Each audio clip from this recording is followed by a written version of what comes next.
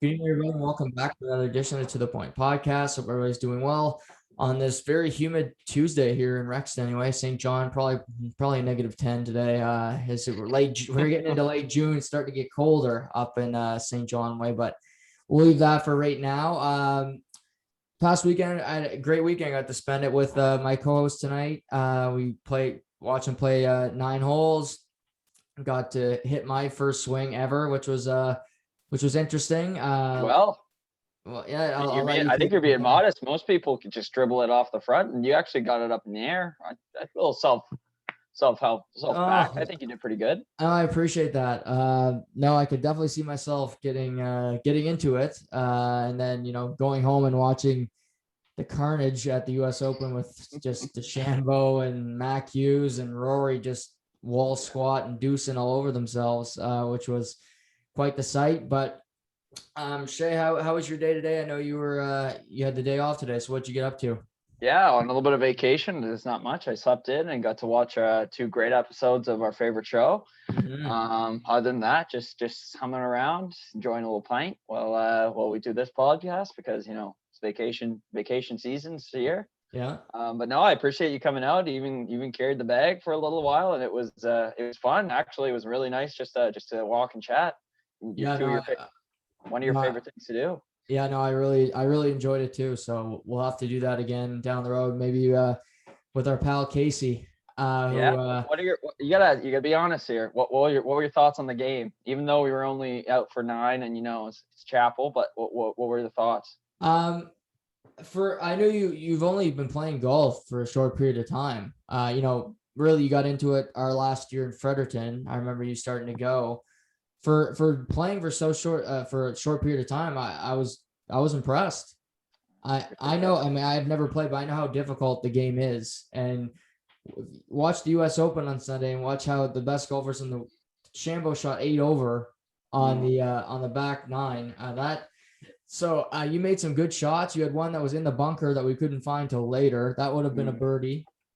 That I'm 100%. I'm telling you, that was tough to see that ball in there. I was hoping it was somebody else's. It was Yeah. that guy. I didn't know his name, but it, I was Gotta hoping do. I was hoping it was somebody else's. But you made some good shots. Appreciate that, man. I appreciate that. You have a new. I find when you start golfing, you have a new appreciation for these guys on tour because they're doing it every they golf every day, and they can Mm-hmm. do it at a consistent level. And even though they do it every day as a profession, it's like you said, DeChambeau on the back nine. Everyone has a day where you just kind of blow up. I mean, unfortunately, sometimes it's on the biggest day. I feel bad for a boy Mac Hughes. That would have been great to see him Yeah. finish in at least a top three position, but yeah, it happens to everybody, right? Oh, exactly. Tough day for him shooting 6 over, but good news today is that he's going to be playing for Canada at the Tokyo Olympics. Him and Oh Corey well. Connors are both going over, and so hopefully they can represent our country well. And I mean, we got some good golfers. These two are good. Maybe we can medal. I don't rule that out. I think Love to obviously see we it. got the States, which will be heavily favored, but you got John Rahm in Spain. I mean, you got some good golfers from Africa, but who knows? Maybe Canada can have a good showing and come home with a medal in golf. Yeah, that'd be absolutely unbelievable to see. And yeah, even a bronze medal. I mean, Yeah, that would just that'd be one of the biggest achievements I'd say for Canada, a non-winter sport, I guess. absolutely, and maybe even potentially basketball. I look at the roster. It's coming along. Is Andrew Wiggins still asking for cash to play Yeah, I'm sure he is under the table. under the table? That guy, he likes his cash. He's ball. Yeah, he's probably asking Nick Nurse for some of his pay, like this year's salary. So we'll keep an eye on Wiggins, see how many jumpers he misses during practice before he starts making them when he gets a little extra check thrown under his pants there. But like you mentioned, two really good episodes that we're gonna be talking about tonight in Breaking Bad. Where our last episode we finished with Walter finding out that he is, his cancer is getting reduced by 80%. The tumor is going down. He is in remission, and it things are going well. But as we talked about at the end of last week's episode, he's not necessarily that excited about the good news in modern speak here. Yeah. If just a recap, or if someone wasn't listening, he kind of goes off on this dispenser in the bathroom of the hospital, I guess you could say. And the episode uh, named Over kind of starts with him kind of looking at his hand, and it's a little self-reflection, I feel, because I feel like some of the most important episodes and scenes with Walter are him by himself, and how he looks, how he acts, and how he feels. And obviously we get to see two back to back. I think one was him letting out a kind of a scream of anger of maybe him not wanting to get good news, and maybe him trying to see towards the end, which we talked about last weekend. It starts this episode with him just kind of looking at his hand, and maybe thinking about the decisions he's made and the things he's had to do. Yeah, no, absolutely. Yeah, you see kind of the bruising and him reflecting on, at least he knows he's going to be living for a little while longer. And in the intro, we see something that we've seen multiple times throughout the season. It's the cold open where we really get no context. We see the backyard at the White home. We see that same purple teddy bear floating in their pool, a number of evidence bags, men in hazmat suits cleaning out the pool. And this time we do see something different. They start wheeling out the evidence, and we see Walter's Chevy Aztec, and the windshield is cracked, broken. The driver's side mirror is damaged, and sitting right next to the Aztec are two body bags. Yeah. And the mind goes to wander. You're thinking, was there a home invasion? Did someone get attacked? Was there retaliation for something, maybe that, was selling and going to new turf like they have in the last few episodes? But, your mind wanders. And obviously this cold intro, as you called it, takes another stake when we find out that there's some deceased people going on at the beginning. Yeah, and we still have no idea why, but it continues to build, and we see this throughout Breaking Bad. It's something that Vince Gilligan loves to do, and I appreciate it because it does add some suspense. So we pivot to the Whites, and Shamus mentioned that Walter's looking at his hand, and the family's having breakfast together, and they're having breakfast. They're kind of having a good time. And after his surgery, Walter is basically on house arrest, not necessarily by the doctors, but Skylar's like, you're not leaving the home. You're better, but if you remember, he's got some problem in his lung from his cough, and he's got some affliction there. So they want him to be 100% healthy going forward. So she basically says, you stay home, don't leave the bed, do as little as possible. And about 2 minutes after Skylar leaves and he looks at a magazine, he calls Jesse for a little rendezvous. Yeah, it takes him no time at all to just, his one job is just to relax, and he can't even do that. I feel like because he's been so busy lately, whether he's cooking, meeting up with Jesse, trying to get these deals done, or, maybe even from his work at the school, he just can't stay still anymore, and he's got to see him. So they have a little meet, and Jesse opens up saying, without directly saying it, he basically says, I didn't think I was going to see you again. I thought you were dead. And Walter says, well, things came back and they're actually looking positive. And Jesse, who had an aunt with cancer, basically says, like remission, and he says, yes, remission. Yeah, and Jesse's such a genuine person. Mm-hmm. And he is such a clear love for Walt because he's so excited. He is over the moon excited for him. He grabs his hand and he's like, that's awesome, man. Like, he's so excited to hear that Walter is going to be okay. And that's a normal human instinct, but Walter's not the best to Jesse. They don't have the greatest relationship, but Jesse still has that father figure love for him. And he shows it, in flying colors in this moment. Yeah, exactly. Just totally excited for him, just to know that he's going to be okay. Walter tells him, I'm not out of the woods yet. There's still lots to do. But an 80% reduction in any tumor is good news, no matter how you put it. So, no, it's good. And yeah, obviously it's he's just over the moon, like we said. Yeah. So, like you said, he's kind of thinking you're going to be dead. And Jesse says, well, where do we go from here? And Walt says, well, we sell off the rest of the meth, and bluntly, I'm done. I'm out. We made enough money. I'm out. And that he kind of leaves it there with Jesse being like, okay, well, I guess I'm out of the meth business again. Yes. Yeah. No. And like, just from everything that happened, do you think that this reaction is this coming from the fact that he's made enough money? Do you think it's coming from the fact that if things go well, he's going to be able to work for a little bit longer and not have to make money illegally? Where do you think, him pulling out comes from? Yeah, I would say definitely the amount of meth they just made and the amount of money he's projecting to make, for sure. Also lying to his family. I think it takes a toll on him, for sure. Mm-hmm. And seeing, Skylar not trust him for a long period of time, his son change his name, I'm sure it definitely hurt him. And I think if he's going to be healthy, say he lives for another 2 years at the best, or 2.5 years, he'd at least want it to be a positive one and not where he's ducking in and out of the house 100 times a week. Yeah, good point. So he leaves there, and while at breakfast, I forgot to mention this, Skylar says, we're going to throw a party. We got a lot to celebrate. You're in remission.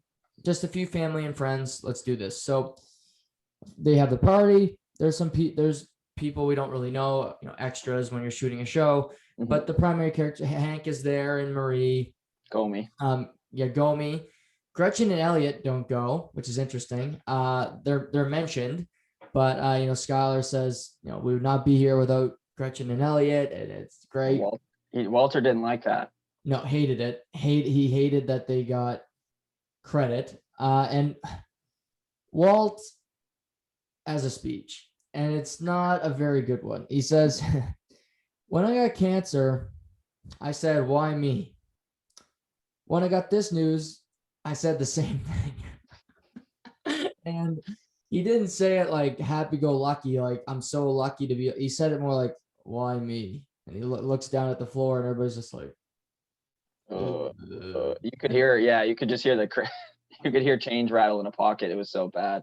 Yeah. And it's kind of a genuine reaction to how he felt at the end of the episode that was last, right, Juggy? Because, he wasn't happy, and now he's kind of actually showing that he's not happy instead of bottling it up like he would normally do. Right. Yeah, exactly. Normally he tells Skylar and his family nothing. He just keeps it, like you said, bottled up. And any person can't keep that whole, you can't keep that bottled up forever. Yeah. And he let that show here. And Skylar so clearly was pissed off, which is the normal human reaction on her part. And she's starting to get the interpretation that he doesn't really want to be alive. I think that's how I kind of interpreted her. Like, why is he so upset with this good news? He should be happy right now. Yes. Yeah, exactly. And we kind of pivot to outside, and they're celebrating. It's Hank and Walter Jr. / Finn and Walter kind of sharing a bottle of booze, or at least Hank and Walter are.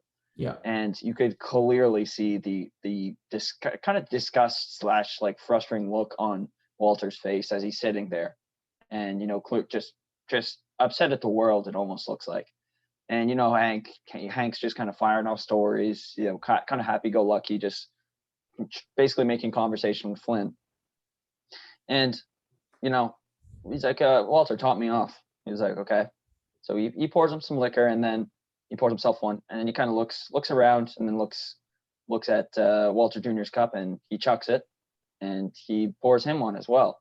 And it's funny the first time, but I'll let you continue. Yeah, exactly. I think we can all remember. I remember. I thought when I saw this scene, I thought of my grandfather in Florida. My parents had gone away for the day on a shopping trip in Florida, and my grandfather gave me my first beer, and my stupid ass, I told my parents when they got home right away because I was so excited. Like, I'm a big boy now, and they found out. But one is fine, like you said, but they were drinking tequila, and I can't drink tequila now, and I'm 22. So he gives him a glass, and like you said, the first one goes down fine. He goes, ugh, I can just the smell of it, but he gets it down.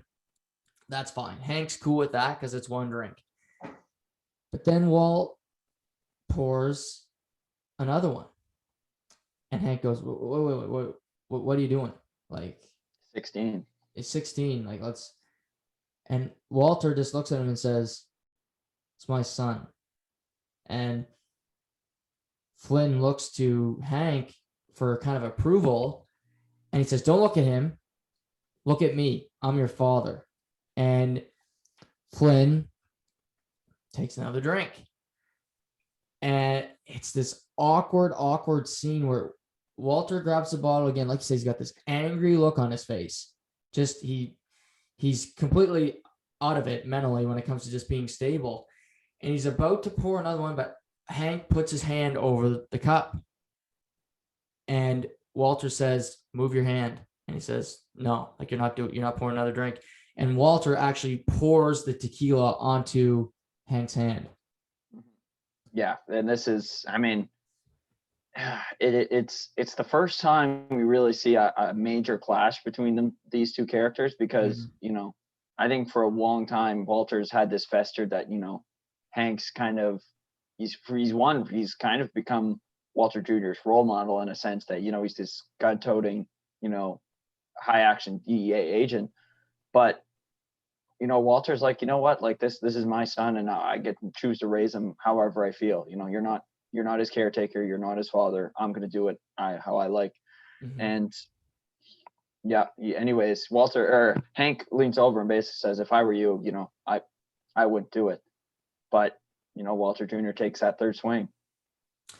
Yeah, he drinks it, and Hank has kind of had enough. He picks up the bottle of tequila and he starts walking away. And Walter snaps and says, where the hell do you think you're going? Bring back the bottle. Hank says, like, buddy, like, you've had enough to drink. Like, let's just tone it down. And Walter, no, screams again. And it's loud that the whole party can hear him. Skylar's inside. Everybody inside knows of this commotion. And they actually come face to face. And Hank, to his credit, is the calm one here.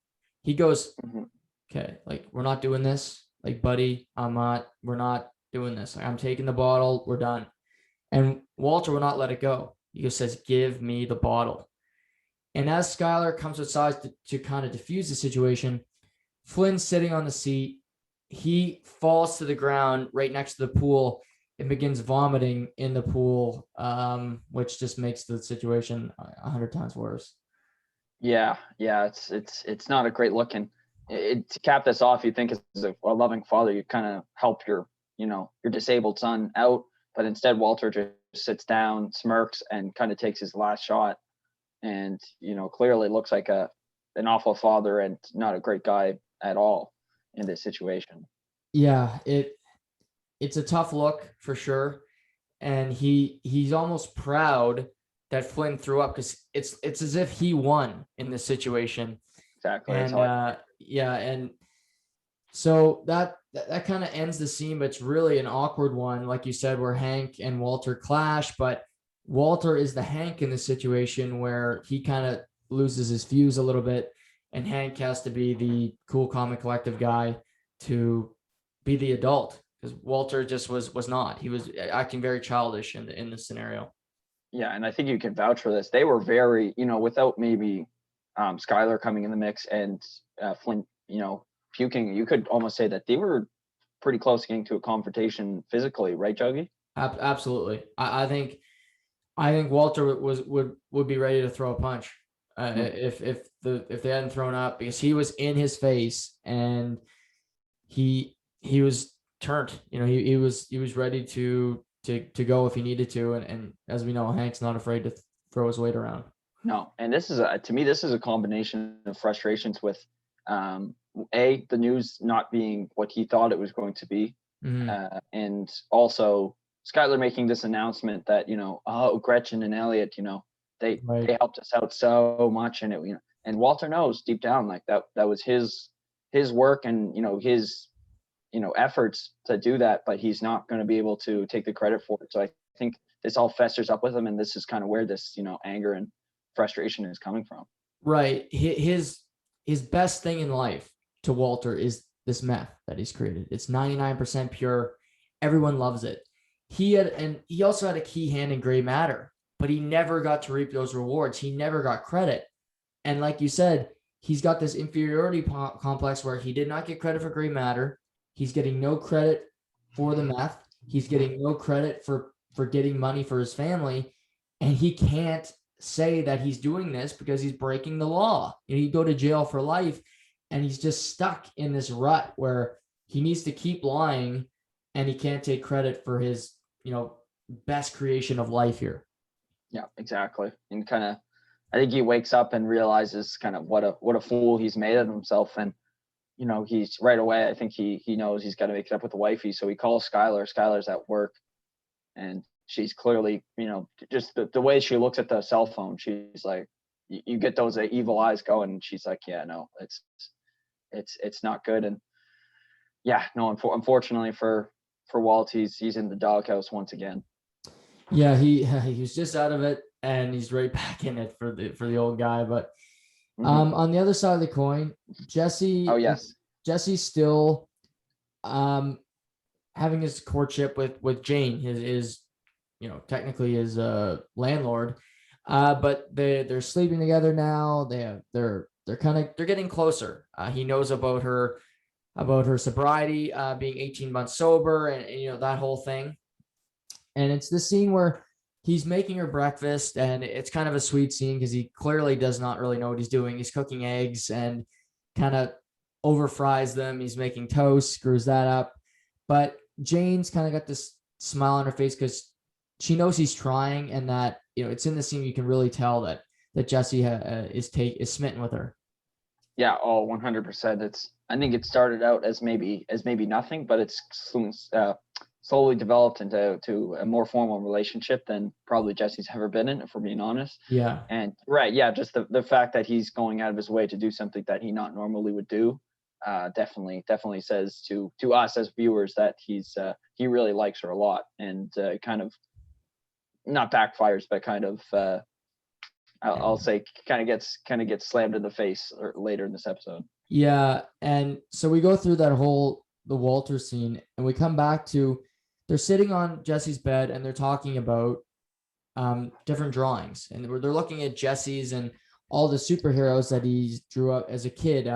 This guy who's walks in reverse, and she's kind of making fun of him or playfully making fun of him because they all look like him, and he's kind of maybe wanting to be a superhero his whole life, wanting to be a different person, wanting to be the better son, if you will, just a different Jesse Pinkman. But while they're having this kind of really nice moment together, and I think she kind of realizes that she hears a knock on her door, and it's her father, and she quickly says, "I gotta go," and she doesn't really say anything to Jesse. She just leaves, and she leaves out the back door, gets into her apartment, and she greets her father, who says, "I was in the neighborhood. I thought we could go for breakfast." And Jesse's really taken aback because he did not get the invite to go meet her father. Mm-hmm. Yeah, no, he kind of peeks out the window at their conversation they're just having on their deck, and he comes out and he says, "Oh, it's is this your dad?" And she goes, "Yep, this is him. Is there anything I can help you with?" And Jesse's got this look like what the fuck, basically, because here he is, here Jane is 1 minute, they're in bed, basically talking as if they're in a relationship, and it's as if she doesn't even know him at this point, or as if all their relationship is neighbors. Yeah, she greets him as the new tenant, and he shakes hands, and is there anything I can help you with? And she basically just says, "Okay, see ya." And he's just left standing outside the door, holding the bag, so to speak, like what the hell? And he's clearly hurt. Later, she comes back to Jesse's, and he's like, "What the hell happened earlier? Like, I'm not just some stiff that we got something special going here." And she goes, "Well, what do you want me to say, Jesse? You want me to say that, okay, here, Dad, here's the stoner guy that I'm actually sleeping with?" And and then she says, what is you and me anyway? Like, what are you trying to say? And he says, I'm out of here. And he takes off from his apartment without talking to her. And this is a dagger to the heart of Jesse, because he's opening up his heart to her, and she just, gave him a quick stab in the back. Yeah, I feel so too. And she kind of deflects and says, well, he's a dick. Like you wouldn't like him anyways. It's probably the best thing that, that he's not in your life. And then Jesse, it's like you said, Jesse, he's a genuine person. He cares when he does show that side. So, even when he's leaving, you could say, like, he gets in his car and then kind of looks. And I think he's kind of waiting for Jane to follow him, or to come out and apologize. And she doesn't. And you're right. It's kind of like a stab in the back for him. Because he really put his heart in the sleeve for her. Yeah, so he takes off for a while. Meanwhile, it's the next day, and Walter is on the apology tour. You mentioned he called Skylar. She did not get back to him, but he left her a message where he apologized and, felt sorry for his actions. And then Flynn gets home from school, and he says, son, I was really drunk. I was stupid yesterday. I called Hank this morning. Like, I'm really sorry. And it's an interesting answer for me, because I'm sure we've given this answer both times. Each of us have given this in our life, but Flynn goes, well, I kept up with you, right? With you and Hank, right? Like, I drank 3. And I can think of myself as a young kid, like, it was about how many drinks you could have in one night. Even if you threw up, at least you try to keep up with older people, or, different people to say that you're an adult, so to speak. So that brought me back to childhood. No, absolutely. Yeah. Especially when you just started out and you're kind of testing the waters, like, oh, okay, I got to 4 last night. Okay. Well, this weekend on Friday night, I got to 5.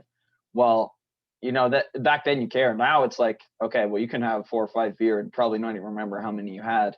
But right. When you just start out, it's an achievement. And Walter doesn't like this. He's like, hates it. He's like, yeah, I got to go clean up. At this point, I guess we forgot to mention he's also been frigging with his hot water tank and getting that fixed. Yeah, he's got he bought a new hot water tank because it was leaking, and got some mold. Bought a heavy duty one where they can get really unlimited hot water, so that Flynn's pumped for that. And while he's cleaning up his tools, he sees that the floor is starting to rot in the house. So he says, okay, well, I can fix that. And he goes and begins buying a bunch of equipment to fix the floor in the hot water tank room. Yeah, and the first thing I think of, Juggy, is he's spending a lot of money. Yeah, he is. It's not like he's being reserved. Like when he goes to get the tank, you can see a couple price tags on them, and the guy is clearly like, well, there's this option, and Walter's really kind of going all the way to get the best in line, which I'm sure he's thinking about his family, but in the same sense, well, it's not like he's even earned the money that he's made yet, because he hasn't really sold the meth that him and Jesse made on the weekend. Yeah, they still have 40 pounds of meth, but I think, like you said, he's got the inferiority complex. He's tired of being on the low man on the totem pole, so he starts to flex his muscle a little bit and spend the money, and he buys the big hot water tank, goes back to the hardware store, gets a bunch of tools, and he just starts mowing down the floor. And he shows Flynn the next day after school. You see the rot? And he goes, yeah, no. And he goes, well, it's there. You just got to know what you look for. And then he just says, basically, he's got the hazmat suit on, and he's going to town in the foundation of the house, trying to fix it up. Yes, and let's be honest, as someone who is deal with cancer, like, he probably shouldn't be doing all this work himself, especially when he's supposed to be home resting. Right. But it's like we talked about earlier. He's having a hard time just sitting down and staying still for more than 5 minutes, because he feels like he should be doing something. So this is his kind of escape by staying home, but still being able to fix stuff. And we see Skylar, she's not happy. No. He's doing all this work while her and Flynn are eating breakfast one morning, and he stops by, starts eating a piece of toast, and goes away. But it's the same. Like, she goes, why don't you just go to work today? But she's just so sick of him doing this this work at home. She prefer him to be at work. And he goes, oh, there's too much to do here. And but she's so turned off by him at this point. Like, this might be worse than when, you know, she thought he was cheating on her, cheating on him or whatever. Like, this is by far the worst, I think. Yeah, so far. Yeah. And I mean, there's a scene, I think that it's in this episode, Juggy, that, you know, she's at the office and Yep. Ted stops by and, you know, kind of says, you know, okay, oh, what's going on and what was going on this weekend? And she's like, well, actually, we had a little party for Walter because we had good news. And the first thing I noticed, Juggy, is even though he says she has cancer and he says good news, Ted's never really, you know, said, oh, what was the good news? Or, oh, like, where's he at with his cancer? He doesn't ask too many questions about Walter, but I think he's more or less doing it because it's, you know, asking and being polite because it's Skylar. 100%. He has a thing for Skylar, which, as a pregnant woman, I find that kind of weird. I know I've heard forever that pregnant women have this glow. I don't get that. But again, I'm not the common courtesy person. I know that. I'm still working on that. But he's kind of a sleazeball, Ted. He knows she's married, and she starts crying to him about how Walt, he's not himself and he's so erratic. And Ted says, you know, you have to be the rock all the time. And it eventually it wears you down. And the scene kind of ends with them holding hands. And it's kind of a foreshadowing for later, but it's a weird scene in the moment. No, absolutely. It's comfort. It's for comforting in quotation marks, but it's clearly more than comforting by both parties. Yeah. Yeah, exactly. So Skylar has that. Jesse's still upset with Jane, but at the end of the episode, he gets a picture gets slid under his door, and it's a female superhero by Jane that she's created, and it's Apology Girl. And it's pretty cool. Jesse likes it, and we don't hear it, but it's basically understood that it's water under the bridge. She's admitted her mistake, and Jesse's accepted her apology. Yeah, exactly.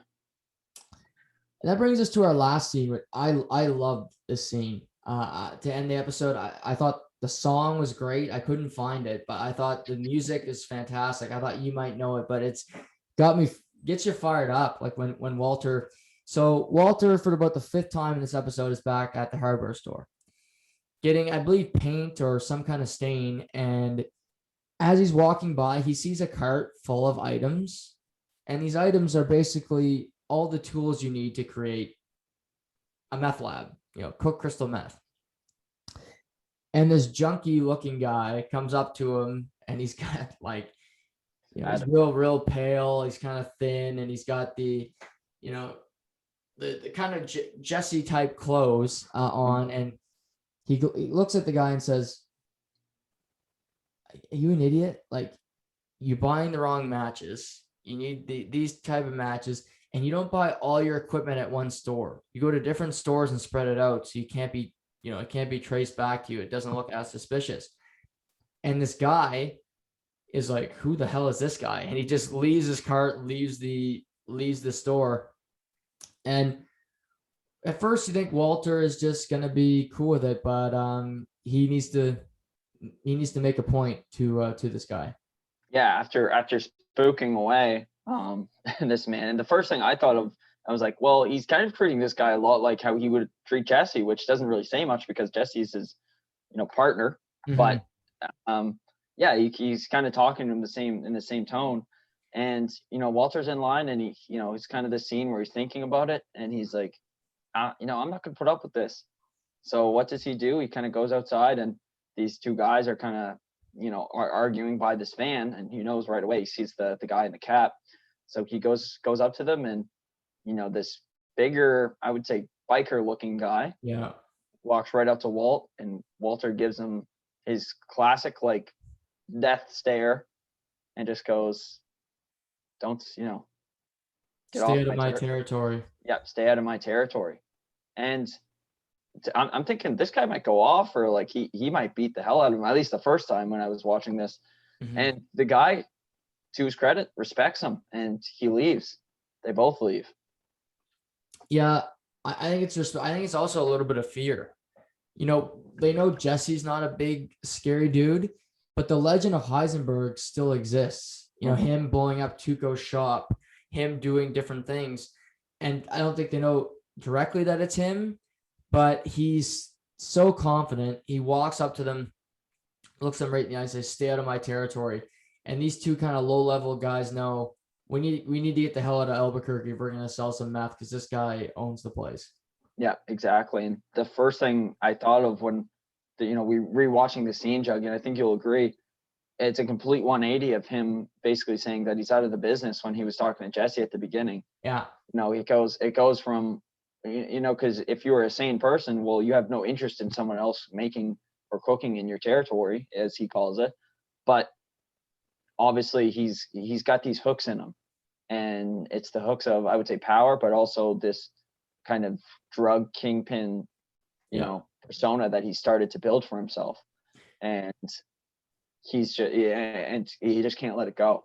It would hurt him to let those guys, go walk off without a fair warning of what would happen to them. Right. He makes the best meth. He knows that. And these two aren't going to be able to. And just to even have their product, the shittier product, in his line of sight, kind of, I think, insults him a little bit. And he's like, you know what?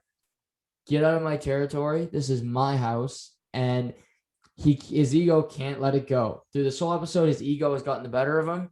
And it gets the better of him here. And he goes, I'm not out of the meth business because I can't let somebody else take the mantle.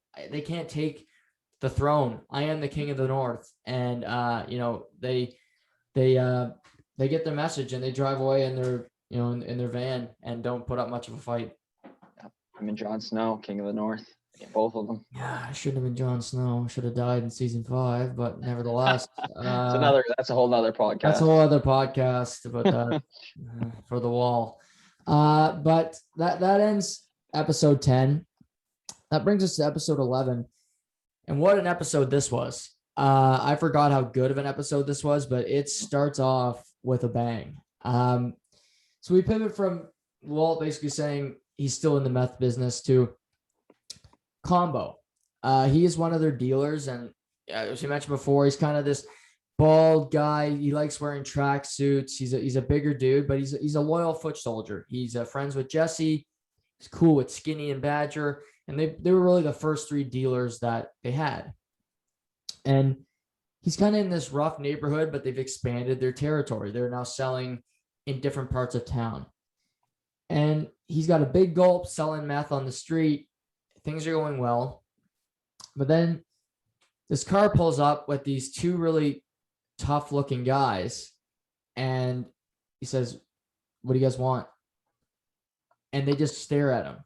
They don't say anything. And he kind of gets the idea that they're kind of trouble. So he flashes a gun and they drive away. But they don't drive far. They drive across the street and just park at a stop sign, and Combo immediately begins to panic. Yeah. He's thinking that something's going to go down. He knows he's not in the right territory. He knows that he's in someone else's land. So he does what anyone would do and call for backup. So he calls Skinny P, and it goes right to voicemail. He says, "Skinny, like, get out here. I got these guys, mad dogging me. I need you to get out here right away." While he's on the phone, this kid is kind of biking around him. And he's like, "Man, little man, get out of here. You've got to get out of here." And, he's still on the phone, and all of a sudden the car honks. Yeah, the car honks, and we hear a gunshot. And at first we don't really know what it is, but we see a bullet hole go through the big gulp of Combo. This little kid, maybe 10 years old. I'm thinking younger. I'm thinking like 8 to 10 years old. Shay, I don't know about you, like your gauge. He seems like a young kid to me. He shoots Combo in the belly. The bullet travels through him, through the big gulp. And Combo realizes he's been hit, but he's wounded, but he's not dead. And he just starts running because he knows he's dead. He's going to die here. The kid just starts firing the gun. Not a great shot. I mean, he's 8 years old, but as Combo is in the middle of the street, he gets hit again. He drops. These two guys in the car pull away, and the little kid hops on his bike and bikes away from the scene of Combo's murder. There you go. That's how it's done. And as a hit move, I guess, like, obviously if it was someone else, Combo could have just pulled his piece out and fired back. But Yeah. when it's someone that young, it's almost hard to imagine him having to kill, even in a kill or be killed instinct, which I'm sure he was like. Right. He chose to ran because he probably didn't want to face the fact that he had to kill a kid in order to live. Right. And for him, he did not expect the kid to shoot him. The kid was just biking around him. It looked like he was just having fun. Mm-hmm. Just a little kid, and he goes like, he was more like sympathetic, like, get out of here. Like, this could be a problem. And this little kid, it tells us a lot about cartel, Shay, because this is a show, but this shit happens. We hear you watch Narcos and this stuff. Little kids they hired to do this stuff. They work in plants for drugs. They work in China as slaves. It's another example of these powerful people getting hold of young children, probably from low income neighborhoods, and it's their only choice in life basically is to join the gang world. Yeah, they get brainwashed at such a young age that they don't realize what they're doing is they don't know from wrong from right anymore. They just know they have to follow who they want to in order to survive. And you're right. That Narcos is a great example because they use those kids as basically, birds watching over, seeing where the police are at in order to track them at all times. And, if you've watched Narcos, you see how that ends for one of those kids who ends up taking a bullet. Yeah. And foreshadowing there. But tough scene. Obviously, not a main character, but he is part of their inner circle. He's Jesse's friend, and he's dead now. We pivot to the start of the episode because that's the cold open. Skylar and Walt are meeting with the doctor they've been meeting the whole time. He tells them that the cancer could be eliminated completely. It not 100% chance, but through a lobectomy surgery, it could be eliminated. It definitely will increase his life expectancy. There are risks to the surgery, but if he does not get this surgery, death is almost 100% certain. Yeah, at some point, even if it's prolonged after his first dose or his first doses of chemotherapy, you're right. Yeah, he will die in what they think probably, I would say, 2 to 5 years. But if they get this, which is a risky surgery, as they put it, he has a good chance of living a lot longer and, maybe even getting rid of the cancer, for being cancer free, I guess. Yeah. And they find out it costs almost $200,000. And this is the first time, but Walter says almost instantly, I'll do it. And Skylar's like, well, I think we should talk about this. He goes, nothing to talk about. Like, I want to live, let's do this. We'll figure it out. And they schedule the appointment for 4 weeks from the date because Skylar is due in 2 weeks. And it's a big move from Walt because clearly he has the money, but, and also I think he knows he's going to be cooking again. So he's, we can afford this $200,000. I'll go through this.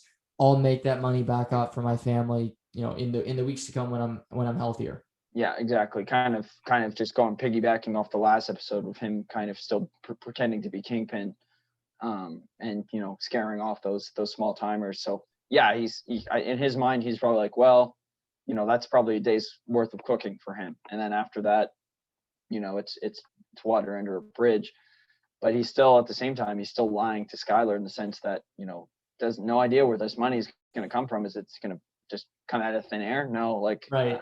It's going to have to make another lie just for that. Right. Because she knows Gretchen and Elliot aren't paying anymore. So he goes, we'll figure it out. We'll figure it out. But he's not worried about that at the moment. What he does do So he goes to the school and he calls Jesse. He's got about 20 missed calls. And he says, like, what the hell's going on? And Jesse says, Combo died last night. He got shot by a rival gang. And Walter, just poor timing again. He said, which one was that again?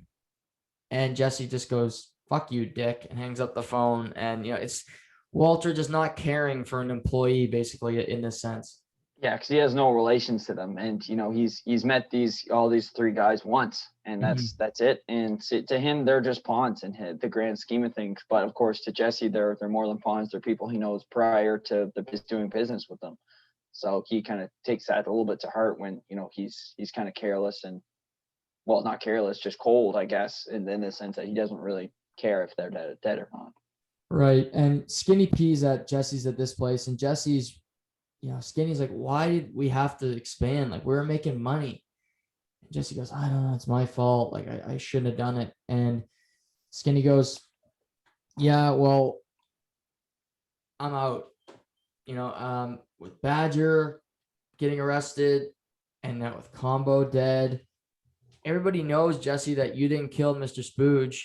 The wife came clean. Everybody knows about that. Jesse had no clue. He goes, why didn't you tell me? Because you're like my boy. Like, I didn't want to upset you, man. And he says, like, I got to lay low. Like, I'm sorry. Like, you're my friend. I love you, but I'm on probation. I got to protect myself, and I'm not getting killed like my friend did. Yeah, and just like that, they lost all three dealers in a short amount of time. We can only believe, and it's just like that. They're kind of back to square one, where where they thought they could distribute and own territory on their own. They certainly can't because of things like this. And maybe things wouldn't have changed if Skinny P were to tell Jesse that his street cred was basically non-existent anymore. But I mean, you got to believe that taking territory that wasn't theirs was ultimately a bad move because of where it landed them. Absolutely. There's no fear from the cartel that they were just pissed off that they were there, and they clearly eliminated that threat. And now no one's selling blue meth on the street. Mm-hmm. So Walter and Jesse go to meet with Saul Goodman, better call Saul. And, he goes through what's happening. He goes, you guys really suck at moving meth. I'm just going to point that out. Like, you guys just suck at it. And how much do you guys have in inventory? Jesse goes, like, 38 pounds. He goes, Walter, he's got his plan. He goes, we need enforcers. We need dealers. Like, we need people to, settle the score here. We need to make some moves. And Saul's like, no, like, you guys are just going to do the same thing you did last time. It's not going to work. What you guys need is a real businessman. You guys need a true guy like yourself, Walt, that you can deal with. And he goes, I don't know a guy, but I know a guy who knows a guy who knows a guy. I'm going to make some calls and see what I can do to set up a meeting.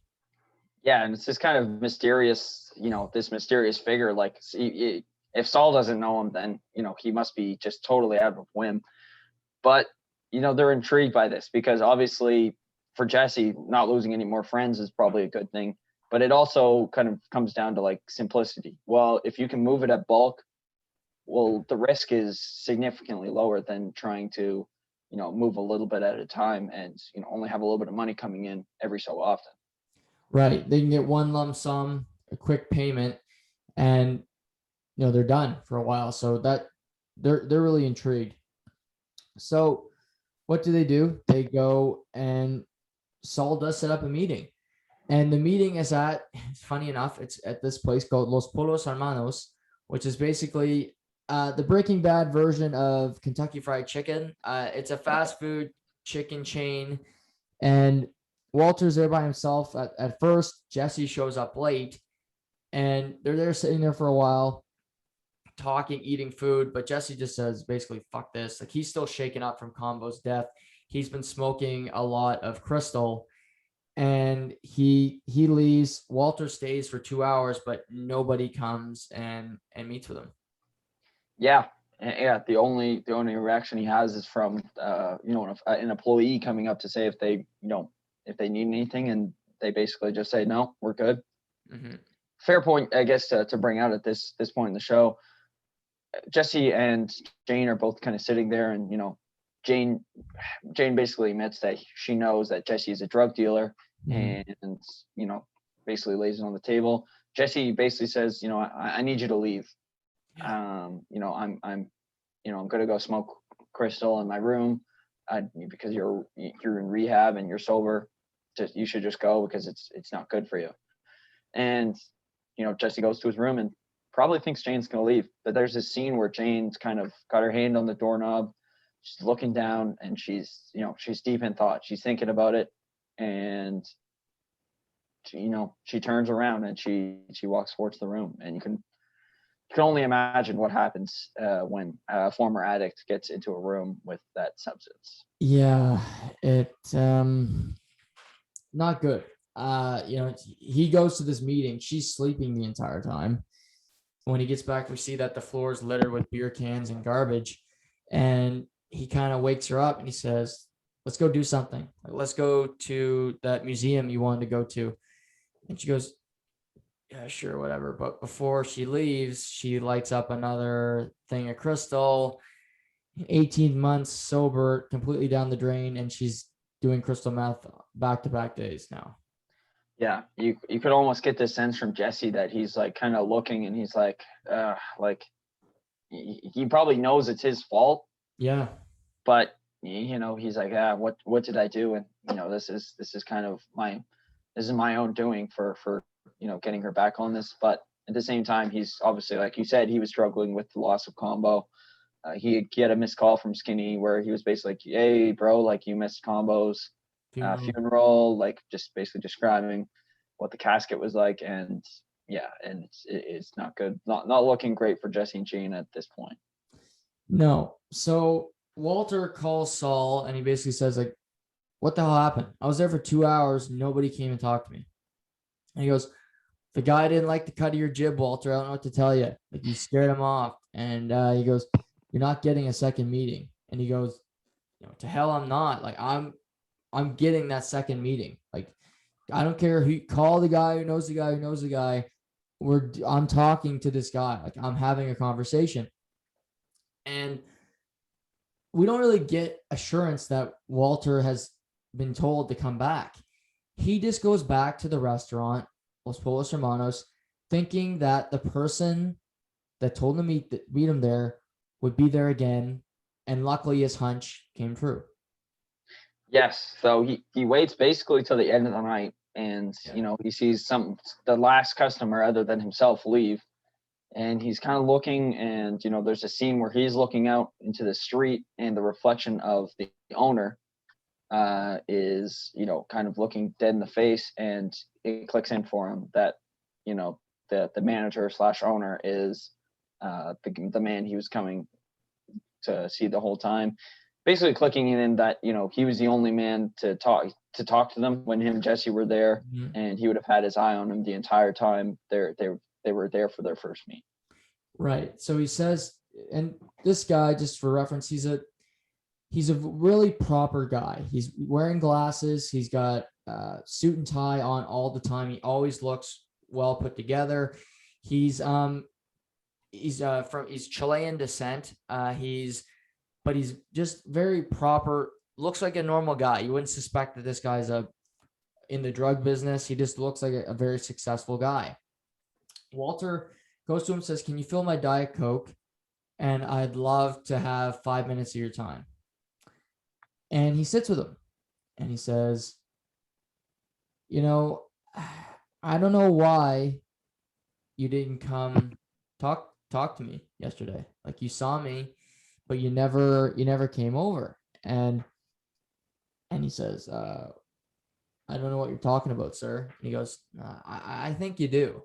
We're a lot alike, me and you. We're careful men.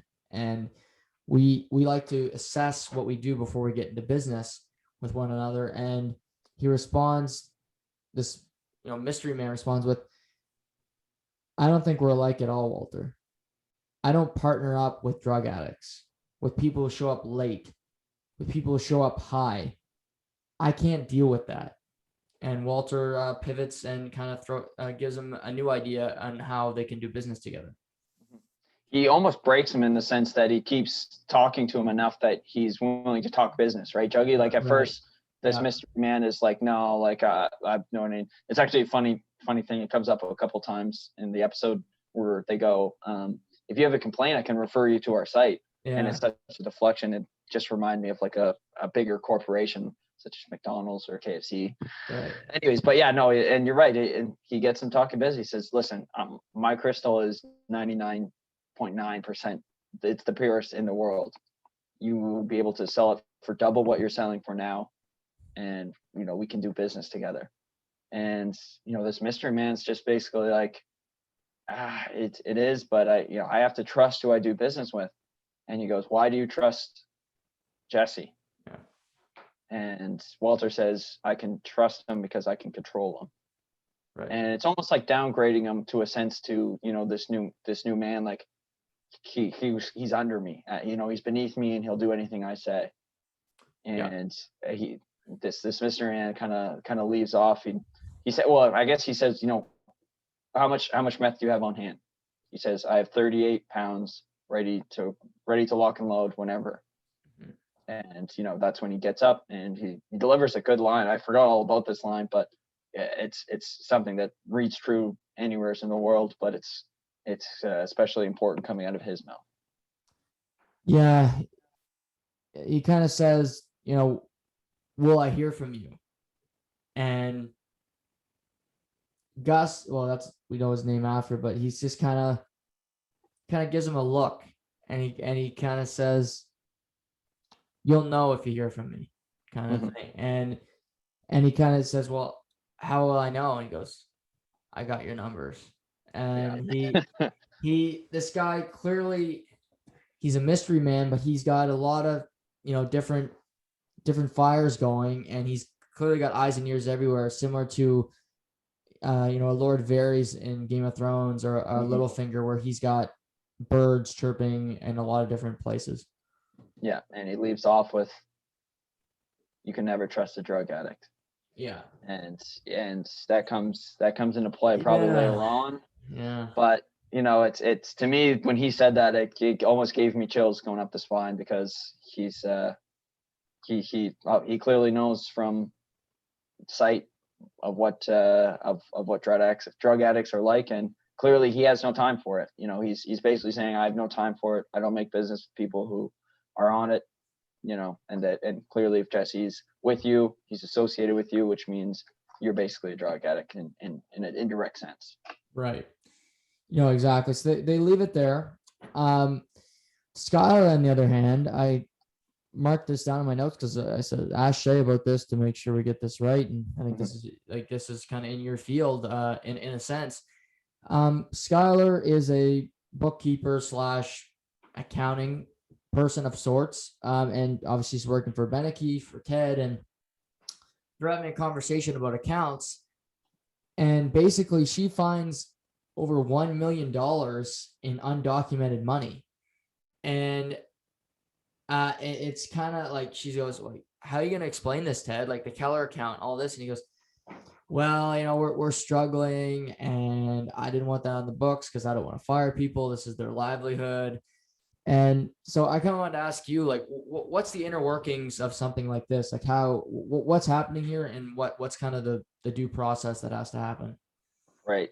Yeah. No, as soon as she started talking about this, my ears perked up. I was kind of licking my chops at this because, when I first watched this and being in high school, I had obviously no idea, but now that I've, done the schooling, and I know exactly what they're talking about. So essentially, in an easiest sense, this company that Ted owns and Skylar works for, they have debt covenants. They have to reach them so that they're able to keep their debt loan with the bank. And to do this, you have to have certain ratios within your financial statements. And basically what happens is Ted is fudging his financial statements to meet these loans so that the bank won't pull their loan and basically put them under. Right. And without even knowing, I guess everyone in the world can guess that this is highly illegal for any company to do. So what they're doing here is just creating fake invoices, fake accounts to look like the revenue is going up when it's really not. And Right. yeah, and then clearly this helps them out in the sense that it looks like money's coming in, but in the grand scheme of things, money is not coming in. And as Ted says, they haven't done well in 2 years. And Skylar automatically is like, I like you, Ted, and I won't report you, but I can't stand for this, and she leaves. Yeah, she takes off, and we think, okay, she's leaving the company, but then the next day we see her pull into the yard again, and it's kind of like she's not back because I think she loves the job. I think she's back because she wants to continue to converse and see Ted more than anything else, if you ask me. Oh, absolutely. And yeah, and this becomes evident when you see everyone kind of walking out for the day. She's at her desk just staring at a blank screen. Mhm. And she kind of hears Ted's voice in the distance, and as he walks by, she makes a note to push her pencils and pens over so that he'd grab the attention. So this is at the point where we know something more is going on between the two, and that Mhm. there's still some clear feelings between both of them. Absolutely. So back at Jesse's, he got that message from Skinny P. He's upset about it, but Jane comes in the door with a paper bag, and inside the paper bag is heroin and needles. And my God, this is scary to me. So they do is they go get heroin is just disgusting, by the way. That like they put it Yeah. on a spoon. They get fire and ice to make I don't know, make it whatever the best that they think it can be. Then they take the piece of heroin, they get the needle, stick it in the heroin, suck out all the drug, whatever it is inside of it that you need. Jesse has never done heroin, but he's tired of feeling shitty when it comes to combo. So Jane just basically puts the belt around his arm to help him get a vein. And she says, it's going to be something you've never felt before. And I'll meet you on the other side. And she sticks the needle in his arm. And what basically happens instantly is he just falls to the bed, and he's just staring at the ceiling. And it's as if he's not even coherent. Like he's not in that world. He can't put a sentence together. He's just completely out of it. Yeah. No, he's very nervous about doing it because you can clearly tell that he's never done it before. Mm. And he's hesitant in the fact, and Jane's kind of reassuring him, like, oh, it's there's gonna be a little cold spill, but it's after that it's gonna be the best high you've ever had in your life. And yeah, and it's the great cinematography juggling what I thought anyway. It's watching it a second time where you kind of get this sense like he's literally floating off the bed. That's how Mm-hmm. good you feel. Yeah. It's kind of like for someone who has never done it, like me or you, to give them a sense of like what the user is actually feeling. They Right. could have just laid him on the bed and he could have just laid there, but by actually like floating him up in the air towards the ceiling, it kind of makes him feel like, oh, it's he's just so relaxed. He's so Mm-hmm. he's just so out of it. And yeah, it's and anyone who's not watching, I guess that's the opposite of Crystal. So like Crystal is something where you're paranoid, your mind's racing. This is something that basically makes your mind go to a zip into nothing. Yeah, you forget whatever's happening bad in your life. It's completely gone. You don't have to worry about it. So these two are out of it. Walter's class is having a test, and he hears this is funny. He hears a phone going off. He goes, "Phone off! It's a test." And it's his secret phone in the ceiling in the vents. And he figures it out after a while, and he's just like, just pretending not to notice anymore. So eventually the test ends. He looks at his phone. He doesn't even need to make a call. He's excited. He goes, yes. And he knows it must be from Saul or somebody, because immediately he goes to Los Polos Hermanos, and he's looking. He asked the manager, where's where's the little Chilean guy? She goes, oh, he owns like 50 different locations. He could be anywhere. Yeah. And he goes, well, what's his number? I need to get a hold of him. She goes, no, I can't do that. And we do figure out that his name is Gus. And he goes, well, what the hell am I going to do? But as he's leaving the restaurant, this guy steps in front of him and says, exit 23, $1.2 million for the 38 pounds of meth, 1 hour. And Walter's just, like, I need more time. He goes, 1 hour, exit 23, or don't bother showing up and never show your face in here again. And Walter sets off for Jesse's apartment to find the meth.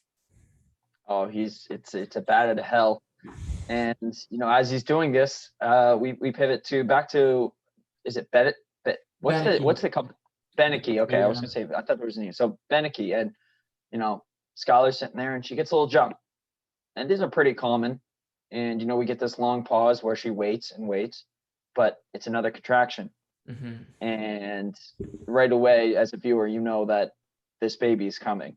Yeah. And you can't think of a more inopportune time. Also, just to reiterate, both both Walter and Skylar met with the doctor earlier this episode and basically said they're going to get a C-section. They don't, she went through a lot of pain with Walter Jr. They agreed a C-section, and they agreed on a date, the 16th. But clearly this baby had other plans. Right. So Walter gets to Jesse's. They're both high as a kite, so he can't get in. He's in the back door. He says, Jesse, open up. Like, he's screaming, and he breaks the window with a rock, and then he sneaks his hand in, unlocks it. Jesse's on the bed, and he's like a dead fish. Like, Walter's like shaking him, like, wake up. He's slapping him, hitting him. He says, and he goes, where's the meth? Where's the meth? And he could finally get out, but it's so low voice. It's just like, under the sink. And he throws him back on the bed. So Walter, like, says, just frantic. He's under the sink, throwing the cleaner everywhere, and he's searching. And finally, he hits the top of the cupboard, kind of right underneath the sink where this loose board is. He hammers it, and out pops about 8 to 10 bags full of crystal meth.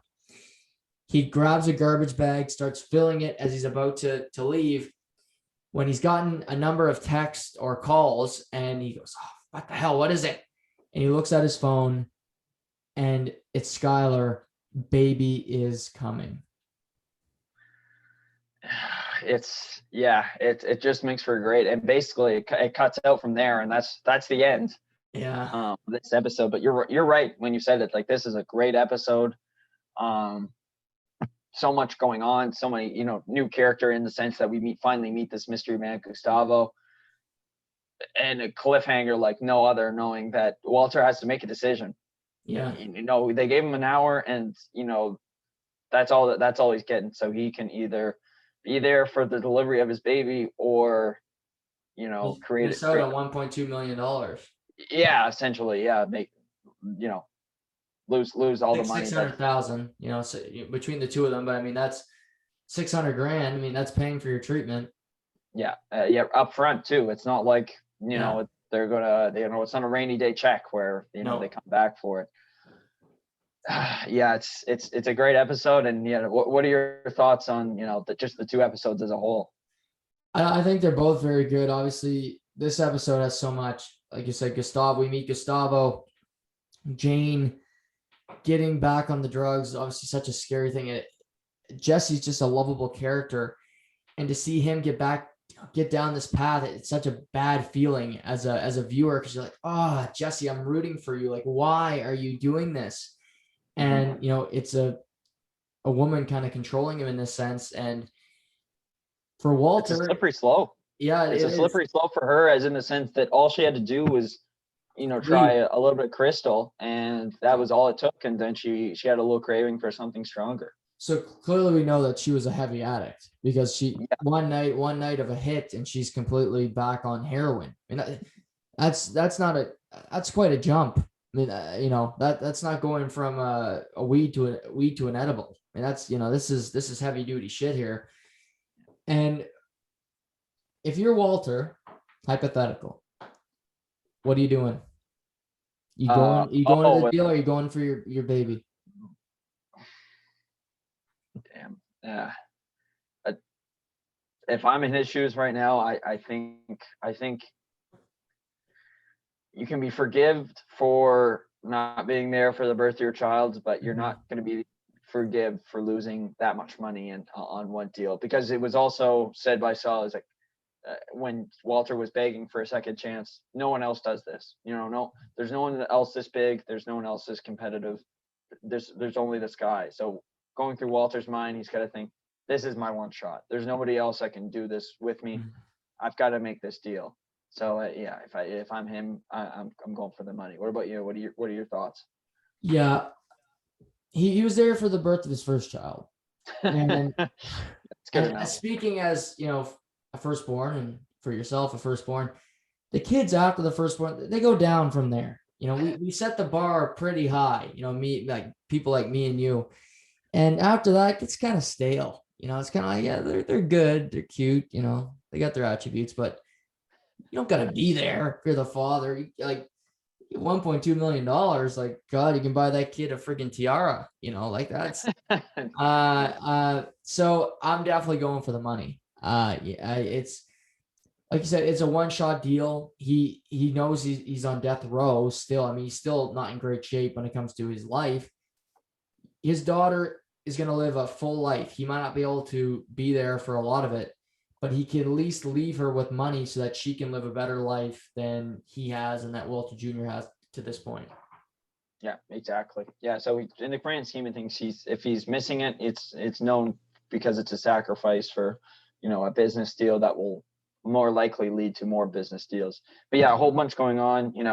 Jesse being hooked to heroin. We see this confrontation that's still kind of ongoing between Hank and Walter, because even though Walter tells Walter Jr. basically, it's water under a bridge, we haven't really seen an apology from either side. So that dispute's still going on technically. We have these cold intros to the show that still are left a mystery, and we have 4 episodes left, Dougie.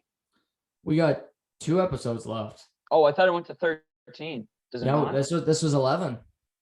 Oh, we not? Oh, so this is 10 and 11. I see. We got 2 episodes left. Next week we're done season 2 already. Fuck. Crazy. Yeah, it's fast. Yeah, next week we'll be done season 2. But yeah, next week is the season 2 finale. The last 2 episodes, both are great. They're really interesting. A lot of different storylines. We get to the nuts and bolts of what happens with the debris outside of Walter's home. What's he gonna do? Is he gonna go get the money? Is he going to go to his child's birth? We're gonna get into all of that next week. It's great. So tune in next week. Also watch 2 episodes so you can follow along with us, because it's a whole lot of fun these next couple episodes. But when looking ahead, Shay, we got a hockey game tonight, Vegas, Montreal. Vegas pulled it out on Sunday. Big Robin Leonard with a big performance after replacing the Flower. Who do you got tonight, and do you go back with Leonard for Game 5? I think absolutely, especially if you're DeBoard. It's looked like a good move so far. I think you go back with Leonard, especially playing at home. Mm-hmm. I think it's the right thing to do, especially where he's kind of earned that right to be a net, right? Like, it's not like they won, but he let off like three in. He let off one goal, and you could argue it wasn't really his fault, because it was just kind of poor defense on their end. Mm-hmm. But yeah, no, I'm going back with the big Swede, and but for all our Habs fans, I'll say that I hope Carey Price shuts the door tonight. So you want Montreal to win? I'd like to see a Canadian team in the finals. That's all I'm going to say. Wow. Yeah. Okay. So do you have Montreal winning tonight? Actually, no. Even though I want them to win, I think they're still going to lose. I don't know. I after watching last night's game with the awful Isles breakdown, I just have a feeling that bad things come in threes. So I feel I feel Montreal is in for one tonight, but who knows? Maybe I've been known to be wrong before. I went 0 for 3 in the last podcast with my predictions, so maybe I'll go 0 for 1 again for this one. Yeah, no, I think it's gonna be another close game for sure. I mean, can the Vegas forwards wake up? I mean, Nicolas Waugh, good player, but he's got 2 of the 3 goals as a forward. Janmark with the other one. Mark Stone, Pacioretty, Marchessault, Bill Carlson. What can you do? Put one in the back of the net tonight. I think you have a good chance of winning.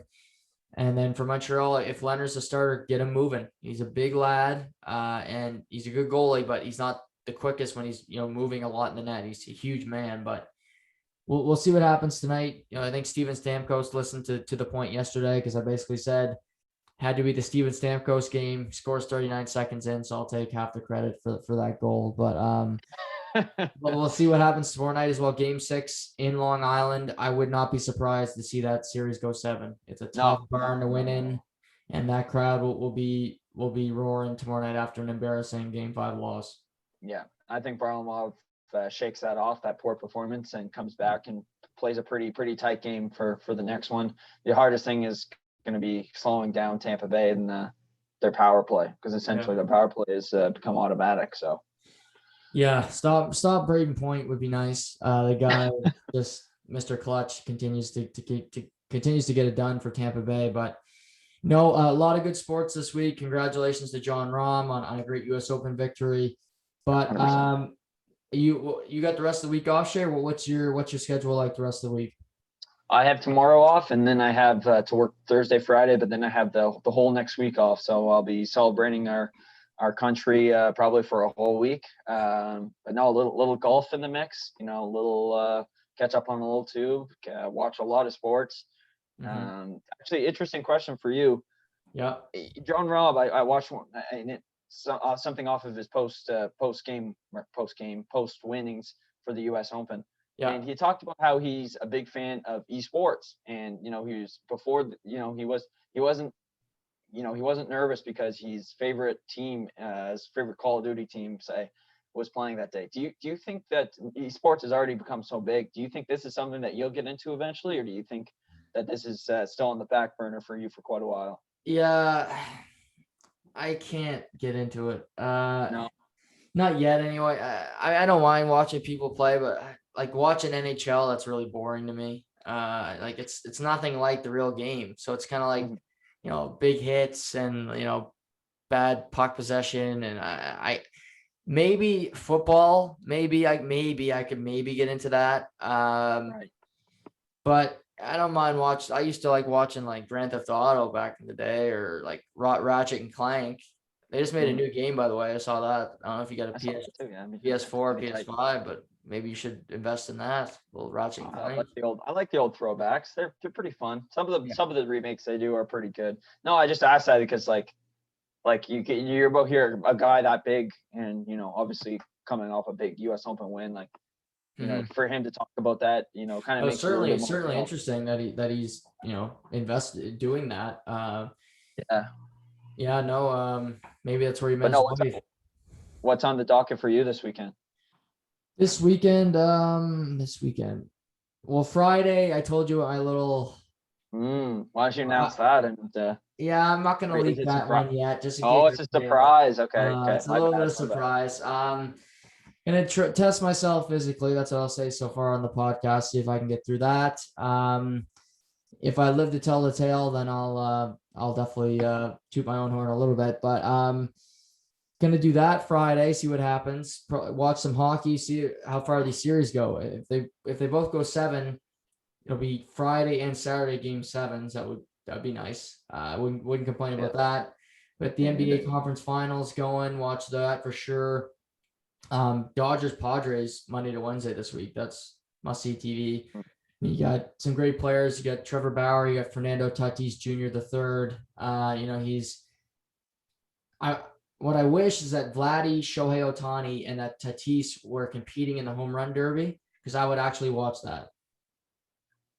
That would be for you to actually enjoy an all-star event would be I don't even know. It'd be just over the moon. It'd be groundbreaking, actually. Yeah, it would be great because I would watch that because those three are must see TV. Which I mean, Shohei Ohtani last week went Monday dinger, Tuesday dinger, Wednesday dinger, Thursday went 6 1/3, 1 run, Friday dinger, Saturday dinger, Sunday dinger. That is what you call a week.